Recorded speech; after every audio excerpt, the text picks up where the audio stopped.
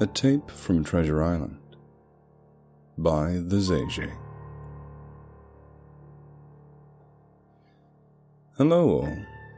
Today I went on an interesting trip. It took me a while to save up for the plane tickets, but it was worth it. Before I get into too much detail, I should introduce myself. Well, not really. I'm very paranoid when it comes to the internet, and I won't disclose my real name. So just call me Delmar. I don't know what it is about that name, but I've taken a liking to it recently. Okay, let's get down to business. I recently got plane tickets to Florida and booked a stay at a small hotel near a special location. It was worth the plane ride to get where I was going. If you haven't heard of it, I was planning to visit an abandoned Disney resort called Discovery Island. I did my research, and it was originally known as Treasure Island in the early 70s. The mystery behind the island is very intriguing to me, because it was shut down suddenly in '99. There was a lot of controversy behind the island, and it is commonly accepted that it was the reason behind the island's abandonment. I don't necessarily accept that as easily as others might. Don't get me wrong, I do believe it, but solely because of the fact that there isn't enough information on the subject to prove it.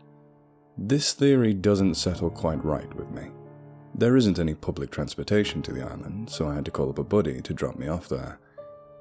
It's been about a day since my arrival to Florida, and I've got all of my gear ready. I brought a notebook for quick notes, a laptop for typing down documents, a vintage map of the island, which I discovered on the internet, a GPS, and a geocache. If I was going to an abandoned Disney park, I was going to hide a geocache there. I was going to bring a camera, but I spent all of my money on the plane ticket and hotel reservation. I hopped into his boat, and we were off. The warm Florida air swerved past my temple and into the roots of my hair, relaxing me. This all went away as soon as the island entered my line of sight. I can't explain it. It was a strange mixture of happiness, excitement, and dread. I couldn't explain to you why I felt dread, but I did. I also noticed the air got thicker as we reached the island. I told myself it was just the humidity, but in hindsight, that wouldn't really make much sense. The change was too quick. It wasn't gradual enough to be natural. Ignoring it, my buddy pressed onwards towards the island. Strange. He didn't seem to comment on the things I've noticed. We arrived at the island. Finally, after all the research, I'll finally be able to expose to the world what happened at this mysterious island.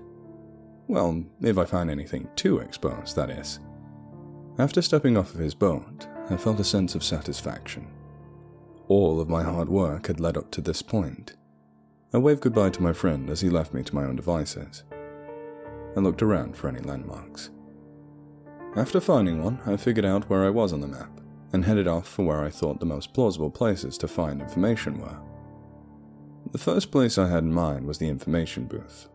By the looks of the entrance, this definitely was a Disney park. It was very well crafted and detailed. Most of the display looked sun-damaged and a bit cracked. Some of it, you could say, looked sandblasted. Well, I guess years of wear and tear from the unforgiving Florida weather took its toll. I continued until I reached what looked like an information booth. The sign was faded and the paint was chipping. It was hanging by a nail and it obscured my view of the inside. I slid it out of the way. Inside was a perfectly normal information booth, as expected. There was an eggshell white desk with assorted tickets on it. It even had some pamphlets mixed in. Taking the liberty of grabbing one of the pamphlets, I ran over to the nearest bench and laid it out. Also faded and water damaged, I deciphered as much of the text as I could and typed it into the Word document. I noticed something funny though. I had an internet connection. This place was closed in the 90s. Why would there be free Wi-Fi here? Even if I could explain why there was Wi-Fi, why did I connect to it without my knowledge? I didn't have autoconnect or anything. I checked the router name and the IP. The router name was Radio Nick. It didn't display an IP. It seemed to work fine. My internet browser was functioning perfectly. I shrugged it off and decided to take this opportunity to do a little more research. Didn't find anything that I didn't already know. I continued to copy down the contents of the pamphlet. Finishing, I packed up my laptop and continued my journey. It was starting to get dark, which was strange. It was only 2 according to my laptop. I called up my buddy and he came and picked me up. I asked him what time it usually got dark in Florida. He told me around this time of year, which was June by the way, the sun set roughly 8 to 8:30. Perplexed, I opened my laptop to see the time was in fact 8:30. It literally said 2 o'clock 10 minutes ago. Don't freak yourself out, I told myself. It was probably just that sketchy router you connected to that messed up your time. Probably was sent to the wrong time zone or something. We arrived to shore, and I took my rental car to the hotel. After typing this up, it really put into perspective how weird it really was. I'll pick up on my exploration tomorrow. I have about 4 more days on my reservation, and I'm planning on making the best of them. That island is hiding something. Something big. I cannot think of any logical explanation of what I have witnessed today. I feel impure. That's the only word that comes to mind when describing what I feel. Something unholy has to have happened at that island, and I feel it's my duty to find out. Okay, before I get into what happened, let me level with you for a second. Here's the information I've got. Remember in the last post when I told you to call me Delmar? You most likely thought that was a completely random name, and in all honesty, I thought so too. Remember the name of that mystery Wi-Fi signal I was getting? It was Radio Nick. Those 2 names are linked. I dug a little deeper into the history of the island, and I found out the original owner of the island was a man named Delmar Nicholson. His nickname was Radio Nick.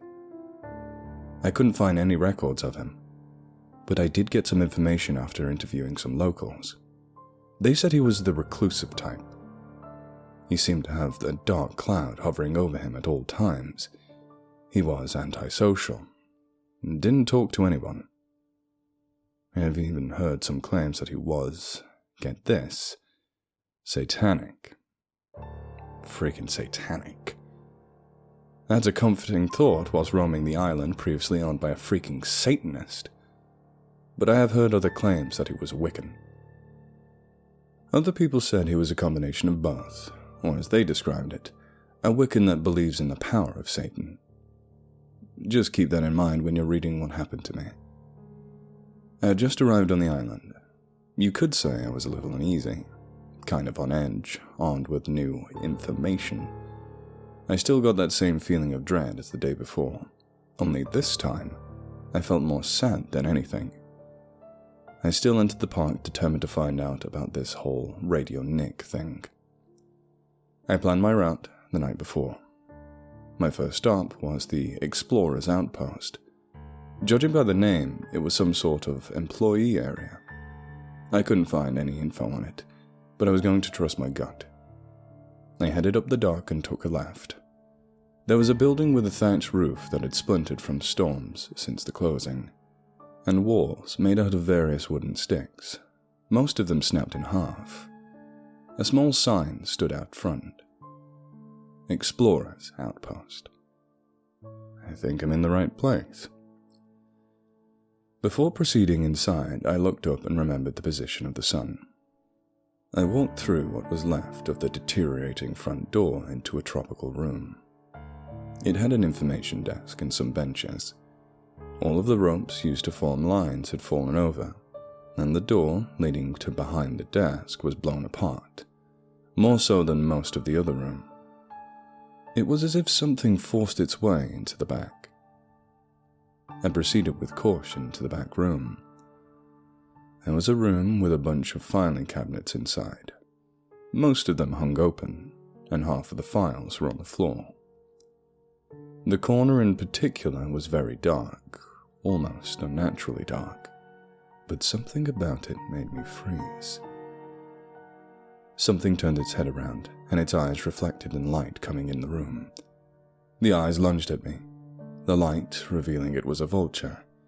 It stopped short of my face, and instead of attacking me, it hovered in front of me, waving its wings at me as if shooing me away. I fell on my back and the vulture landed on the ground below it. It bowed its head at me. My heart was racing a mile a minute, but that gesture made me feel safe. It looked up at me and pointed its beak towards a cabinet. It tapped its beak on the face of the cabinet. It read, "Real estate." I opened up the cabinet as the vulture watched.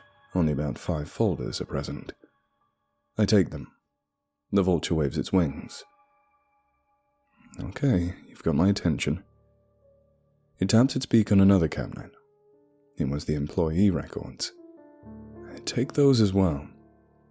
To my surprise, I turn around for more instructions, and the vulture was gone. I didn't hear it fly away or anything, it was just gone. I wouldn't say I fled the island, though I briskly walked at a pace you would compare to running in fear. I sat in the dark and waited for my buddy to come pick me up. When he arrived, I was so relieved. But as soon as I stepped out onto the boat, this overwhelming feeling of fear and dread overcame me, and I felt dizzy. I fell over into my buddy's arms and he drove me home. He's a good friend. I took it easy from there. I still feel really uneasy and sad about, well, I don't know. I feel constricted for some reason, as if there's something looming over me, something that I can't control. Well, despite my mental condition, I'm still looking into what happened on the island. I should probably start looking through those papers. See you all soon.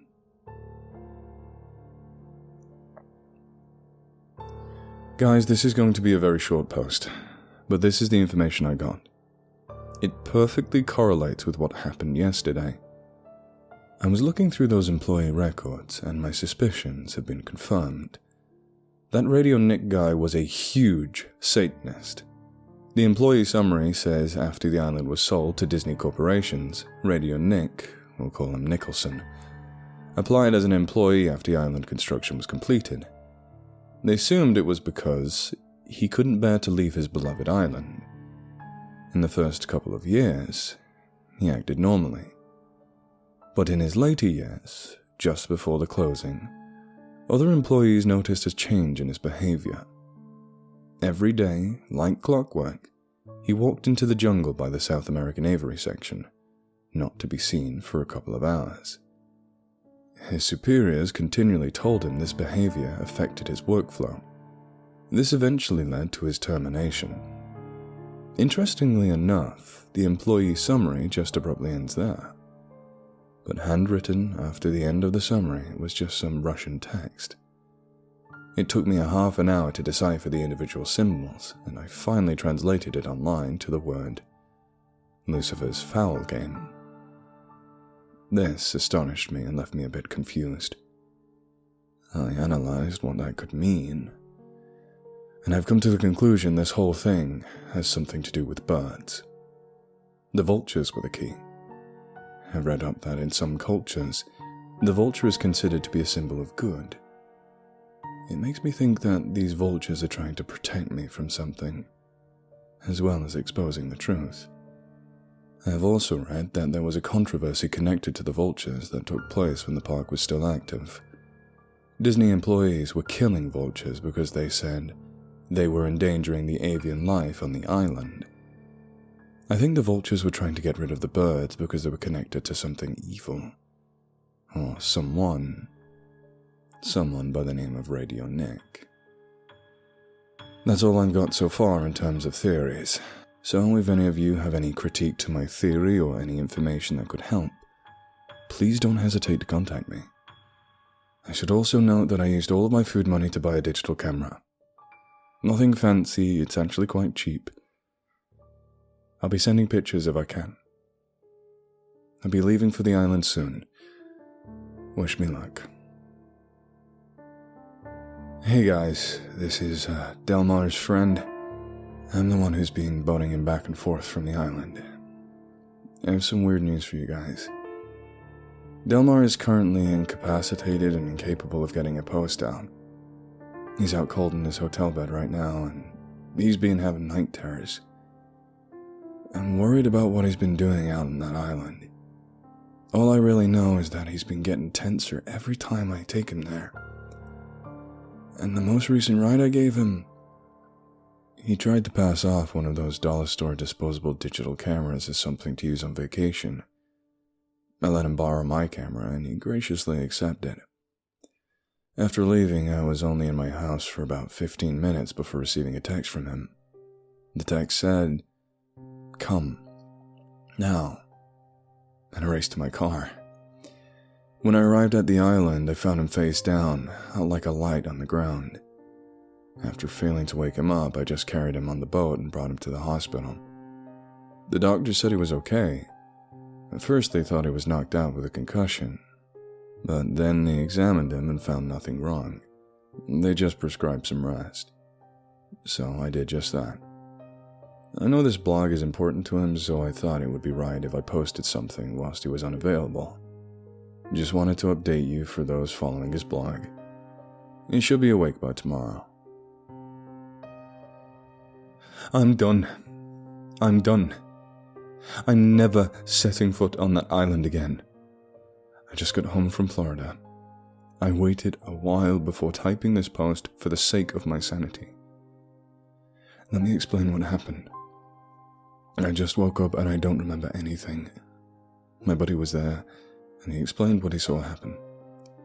We talked for a while before he left because he had errands to run. I got comfy in my bed and turned on the TV. The TV illuminated the room and I noticed the camera that my buddy let me borrow. I guess he forgot. I get out of bed and pick it up, and turned it on to see if I should charge the battery. It's common courtesy. It was then that I noticed that there was only a couple of minutes left on the tape. He gave me a blank tape with about 2 hours of footage on it. That means I recorded something. That's impossible though, since I only had been on the island for about half an hour. Morbid curiosity overcame me and I decided to plug it in and watch. It started out with me waving goodbye to my buddy, and began my hike through the island. The video cut to me at the Avery section of the island. Keep in mind that I don't remember any of this. I was looking around for anything that might answer some questions. I headed for the maintenance area behind the bird exhibits. I closed the door behind me, being the genius I am. It was somewhat dark in there. Light enough so you can see, but dark enough that made you feel uncomfortable. It was a room full of bags of birdseed, some ripped open and spilled on the floor. There was a bucket in the corner from what I could see with some scrapers next to it. I can only guess what that's for. I continued on to a dim room, where I find a room with a bunch of pedestals scattered on the floor. It seemed like they were ripped off by something and hastily thrown into the back room. I put the camera on a nearby AC unit, and I watched myself pick one of them up. I looked surprised, and a bit scared. I show the camera the face of the pedestal. It was one of those information pedestals that taught you about the bird it was showcasing. It had an upside-down pentagram burned into it. I paused the tape to clear my head, after which I continued, bracing for the worst. I picked up another one and showed this one to the camera. An upside-down cross with what appeared to be a crude Mickey Mouse nailed to it. I put it down slowly, but a bang made me freeze. I stood there for about 10 seconds before something made me grab the camera and run. The video cut to me walking around outside. It was dark out now. Using a flashlight to lead my way, I briskly walked through the park. It was eerily quiet. The only sounds I could hear were heavy breathing and quiet footsteps. This continued for about 10 minutes. The video cut again. This time, I was in what appeared to be a bathroom. I was kneeling on the ground, facing the side of the stall. I was leaning on it as if I was being deprived of strength. I turned around towards the camera and started to sob softly. I was feeling uneasy watching this, as I don't normally cry. After a bit of sobbing, a female-sounding voice in the distance simply stated, "Stop," in a firm voice. I did as she commanded. I hesitated for a bit, and without warning, I punched a hole through the hard plastic stall wall and began to scream before the video cut to a new scene. This time, I was in a security room. All of the TVs were functioning perfectly. They were all displaying different parts of the island. People were hustling and bustling about the exhibits and displays. The camera zoomed in on the date displayed in the corner. All I could get out of it was TH 1999. I believe this to be the date of the park closing. It showed there was a man that climbed over the railing into the jungle. The security feed began to fast forward and stopped after 10 seconds of fast forwarding. What I saw next, I couldn't get out of my mind. All of the people in the feeds were covering their ears and bending over in agony. The only people that weren't were the employees, who started to show alarm. I could understand why. If everybody except me and my co-workers began to act like that, I would panic too. They tried things from shaking people to hitting them. Nothing got them to respond. One of the employees stood up, shouted something at the other employees, and started to run away with them, as if away from something. I soon realized what that was, when a black mist rolled over the island visitors at a surprising rate. It didn't even seem like a mist, just a black mass that consumed the camera's view. I stopped the security feed and backed away to show all of the TVs. Just then, a soft voice spoke from behind. "Hello." The camera swerves around to see Snow White staring blankly into the camera. "Have you met Nick yet?" She undergoes some gruesome transformation. Her eye sockets turned a dark black and veins around her eyes splintered out from the center. Her eyes turned white, and she violently cocked her head to the side with a loud crunch. Her jaw dropped and almost touched her shoulder as she let out what sounded like a scream. It was so loud, it distorted the audio. She put her arm straight out in front of her and lunged for the camera. Before it cut again, I was wandering through what appeared to be a plaza sort of place. I every once in a while peered into one of the displays or snack bars. Every time I would find another pentagram burnt into the ground on the inside. My silence worried me. Whispering became audible, but it was multiple voices. My footsteps became paired with another, and another, and so on. My walk became a brisk jog, and I stopped checking in the displays.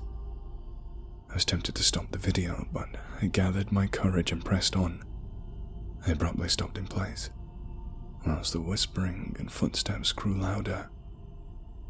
I quickly turned around to find nothing, while the whispering and footsteps stopped. I let out a pained sigh of relief, or at least that's what it sounded like. I turned back around to be greeted by Mickey Mouse. He said, "Have you met Nick yet?" Mickey began to violently shake, after which his eyes exploded, sending entrails and blood spewing out of his eye sockets. I heard a scream from an unknown voice, then halfway through the explosion, the video cuts out again. It was lighter out. Blood was spattered on the camera, but only a little bit. I was sobbing again, but I was holding the camera and walking through the woods. The camera jerked forward, and I almost dropped it. The camera pointed down to the ground, where an arm was sticking out of it, grabbing my ankle. I pulled away, and pulled the rest of the body that belonged to the arm out with it. It was a sickly version of Mowgli, the protagonist from the Jungle Book. He looked grey. He looked strange and had more contrast than the rest of the shot. His hair had fallen out, leaving only a couple of dangling strands. I started to scream for help. I dropped the camera, showing multiple shots of Mowglis climbing on the trees. They're all barking and yelling. My foot had just escaped the camera's view as all of the Mowglis pounced onto me, also escaping the camera's view. After that, it got quiet. The camera sat there for roughly 30 seconds. Re-entering the view, I stood up and picked up the camera. I walked through the jungle for a while until I got to a cliff. I had jumped over the railing to get to it. I placed the camera down and walked towards the edge of the cliff, leaned over the edge, and fell. I'm done. I'm done asking questions. I'm done being curious. I'm done looking for answers. I refuse to try and analyze anything I saw on that tape. I refuse to further explore the topic. I'm done with this blog. This will be my last post. I know this may be an anticlimactic ending, but I honestly couldn't care. Feel free to speculate and discuss any theories on this. Just know that I will not be answering any questions. No. I will not provide the video. I'm not wasting my time digitalizing it. The only thing I will provide is this picture I found on my digital camera that I brought. Goodbye all. I'm done. I'm done.